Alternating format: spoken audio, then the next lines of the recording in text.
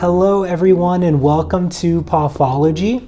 So today I'm going to be talking about what is in this envelope, and it might be in the title or it might be on the thumbnail, I don't know yet, but in this envelope is a magazine from 2012 and it's of R. Stevie Moore. So it's a magazine, Wire magazine, R. Stevie Moore, and I have this magazine because R. Stevie Moore is someone that I really like. I like his I like his life story is the best I could put it. I'm gonna be honest, I haven't listened to even maybe 10% of his music, but I really like R. Stevie Moore, and here's why. And before I get started, R. Stevie Moore is a musician. He has been recording for almost 50 years. I don't know if he retired last year, or I don't know if he did. Maybe that's just a rumor. But R. Stevie Moore has over 4,000 songs, 400 albums. He's essentially the main pioneer for lo-fi music. He is one of the main pioneers for DIY music, so making music in your house or in your apartment. He was doing that in the 70s and maybe even late 60s. And he's just been in the music game for a very long time, and it's not really that much about his music that I like, which there are songs that I do like of his, but I think it's more of what he represents and the lifestyle that he has, as far as he's stuck with something and he just does it, and I really like that. So I think I'm going to keep this for a very long time just because solely of what it represents and what, it just reminds me of his life. And so here are the reasons why. Okay, so R. Stevie Moore has been making music for 40, 50 years now, and he's never intentionally tried to make it huge, even though I guarantee you most of the people that are famous who are in music, especially in LA, Nashville area, they know R. Stevie Moore, especially the younger crowd. They know of R. Stevie Moore. He is the king of outsider music. And outsider music is, I'm just going to be honest, it's very different. It's outsider music. It's just weird and unique. They are their own group. And I just love people that are like that. They just do it. Stevie, he has 4,000 songs because he understands that, he just loves creating stuff. He loves just doing what he believes that he is supposed to do in life. And I think, to me, that just represents, no matter what, not just in music, whatever you do in life, you should just do it because you want to do it. And you can essentially do anything that you want to do if you put your mind to it. Now, that's not true in every scenario, but if you want to make music, you can make music. If you want to, get a new career, just start working that path. Or, if you need to do something else, which Stevie obviously wouldn't be all about education, but maybe he is, I don't really know. But if you need to get education, get your education so you can move forward. And it's just so interesting to me. There are a bunch of documentaries out about him on YouTube, not a bunch, but a few, like short ones about his life. And this magazine has a little bit about his life, but it's just so interesting. He made music. He was never huge, but he did it for 40 or 50 years until he did it for 40 years until 2010 when he started touring and kind of got pretty famous. And he was just dedicated, and he just did it because he believed he was supposed to do it. So if you haven't learned about R. Stevie Moore, I highly suggest learning about him. I know I didn't do a great job at explaining exactly that much about his life, but you can look it up. But if you think about it, he paved the way for so much music, for DIY music. I mean, now, because of the situation we are in, most artists are recording at home, and they probably already do record at home now. They have studios in their house, and it's easier than ever before to do that. Well, Stevie was doing that in the 70s when that was very complicated. I mean, if you think about Billy Billie Eilish, whatever her name is. She's pretty well known for making music in her room with her brother, and they do everything, all the producing and everything. And it's just so fascinating to me that this guy's been doing that for years, and he just stuck with it. So, and he influenced lo-fi music. Lo-fi is very popular. It's been very popular for 5+ years now, if not longer. Lo-fi is huge, and this guy kind of helped start that movement. And it's so interesting to think that the artists that you might like probably really like his stuff. He started this thing called the Cassette Club. He's very well known for making mix cassettes, and a lot of current artists were subscribed to the Cassette Club. And so it's probably impossible to find all of his music in one place because it's all over, but he would mail out cassettes to people, and that's how he got his music around. And it was very popular, so that's I just like, he was the underdog. He never made it a point to get huge and famous, but I love that. So, and he just stuck with it. And he's just a great example of you can do anything in life if you really love it. And if you really love it, you should just keep doing it, because you don't know where that will take you.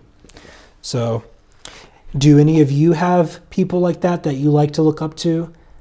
I mean, I wouldn't say I look up to Stevie Moore that much, but I do kind of put him up there with some of the people I like to look at just to see.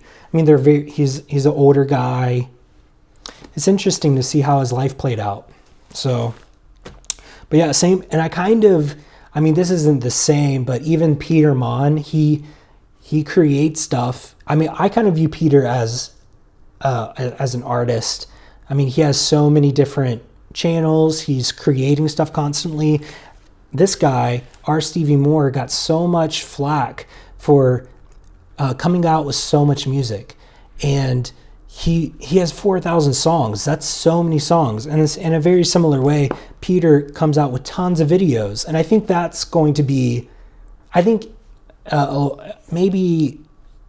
much further down the line, not much further, but at some point people will look at Peter and think that's amazing. I mean, he comes out with so much content, and he's been doing it for years.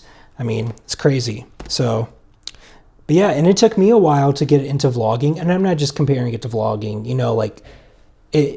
this can be compared to anything. Whatever you do, whatever you want to start, you should just start, because, it's not going to be perfect the first time.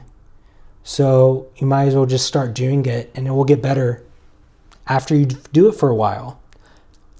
At least that's my thought. It took me so long to start vlogging.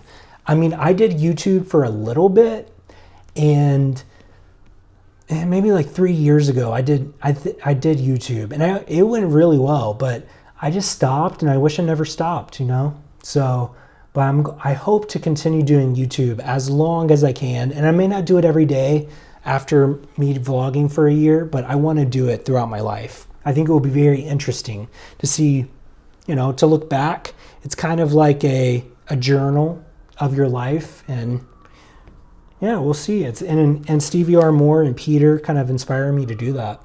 Just kind of pick something and stick with it. So yeah, but I guess you could apply it to a career. Whatever your career might be, you could stick with it, and who knows what will happen with it. There's ambulances outside, or fire trucks or something. So, well, that's my kind of thought on Stevie Moore. I like him. I don't know much. I mean, I don't really know that much about his personal life. I know he toured with Ariel Pink. Is that his name?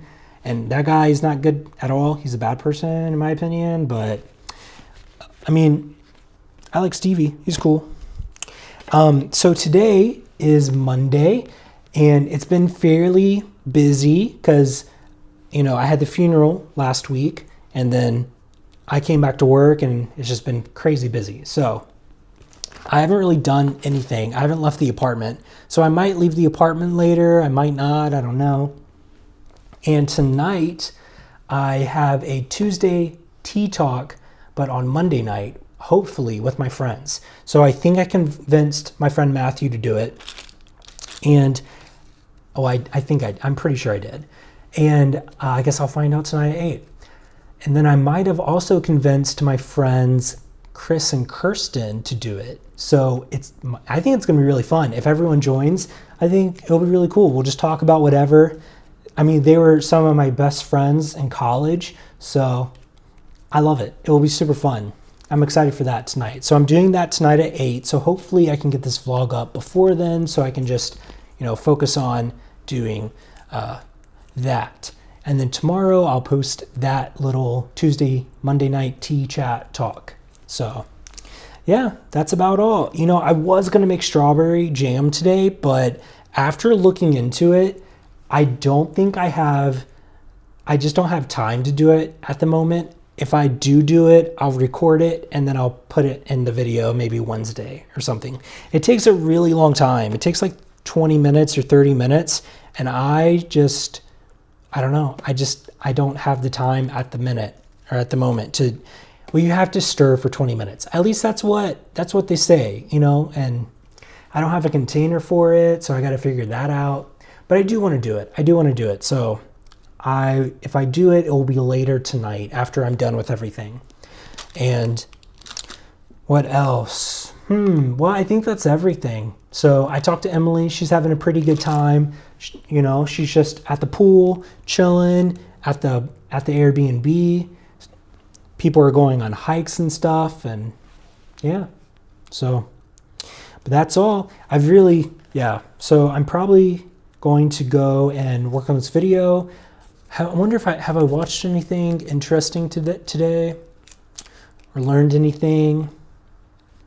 Not really. I haven't really done. I've honestly just been working. I mean, during my lunch I looked at strawberry jam recipes, and I was like, oh wow, that takes a while. So, at Momma Jean's house when I was growing up, she was a Southern lady. Her and her husband had some farmland that they grew most of their veggies on, and she would can a lot. And I've canned a few things. My mom cans her vegetables in her garden. So, banana peppers, whatever else she cans, I have no idea. Whatever vegetables you're supposed to can, green beans maybe. Momma Jean would can green beans and pickles and a lot of stuff. But she had a cellar in her barn. It was so cool and interesting. And you would go in, and it was actually cold, though it wasn't that deep underground. It was just slightly underground, not really. I always found that how interesting how it stayed so cold for what it was. She kept all of the canned goods out there. That's crazy. And so I remember I went back there to her house maybe 2 or 3 years ago, and they had knocked down her house and knocked down her barn, because she has passed since then. But yeah. So, and it was kind of like in a trailer park area, like her farmland was, which is kind of weird. Like I guess she had a duplex. I don't know. But then she had a huge farm. She had a lot of farmland. And so they knocked down everything. I guess that cellar's gone. Yeah.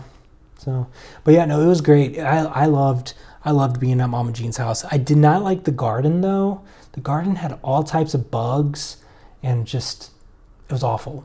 Stuff would bite you. No, thank you. I would never want to be, someone who has to do that for their job. That just is very hard work.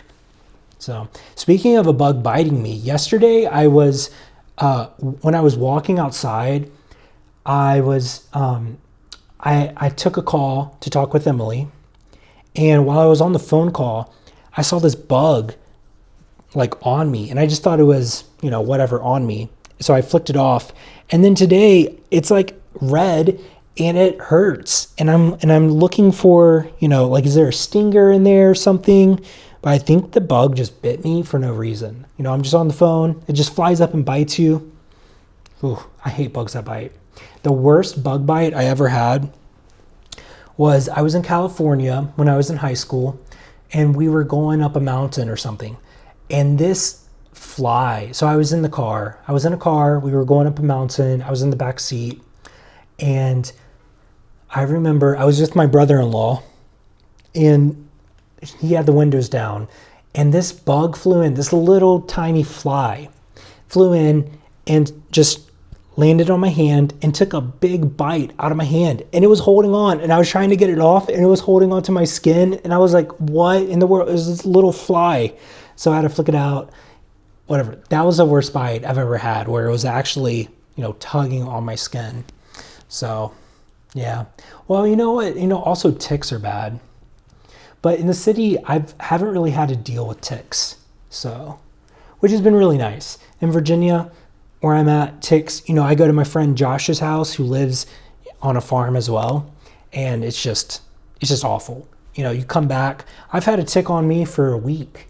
I didn't even know it was on me, until I had to take it off. And I was like, oh my goodness, that's crazy. That's crazy. So, and they have to put, man, I'm just rambling. I'm sorry, everyone. I'm just rambling. But they have to put lime, or they have to put tick repellent on their grass. I don't think it's lime. It might be lime. I don't know. But they have to put tick repellent on their grass around their house so they don't get ticks on them, which I think is, fairly common, especially if you live near woods. So, yeah. Thankfully, I don't have that at the moment, but I do, growing up, remember having a lot of ticks and also being paranoid about getting Lyme disease and something else that you can get from ticks. Oh, and getting something that makes you allergic to red beef. So, which I never had. That never happened to me, so that's nice. But my dog did die of Lyme disease when I was younger from a tick. And it was in my backyard. Oh my goodness. I don't know. Yeah. So was it Lyme disease? My dog died from a tick bite over a while. It took a little bit, not immediately, but that was the main reason. So I always remember stepping in a bed of ticks. Oh my goodness. I hate ticks. They're the worst, especially the super small ones, which are all super small. But okay, I don't know how I got on that tangent.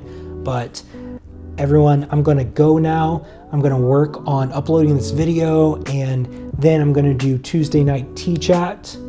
If you're still watching this, comment down below. I'm just going to pick something. Oh, you know what? I was going to say something yesterday that I should have picked. I was thinking, oh, that would have been such a good word. I'm just going to point at a word on here. And no, I'm gonna say eggs. Comment down below. I don't know if you can see that. Comment down below eggs, and you can use the emoji or whatever. Let me know that you're still watching. I'll see you tomorrow. You might see some of my friends tomorrow. I'll make strawberry jam at some point this week when I have time to plan it out and actually come up with a game plan, and that's all. So hope you're all having a good week. If no one's told you this today, you are loved, and this world's a better place because you are here. I'll see you tomorrow. Bye.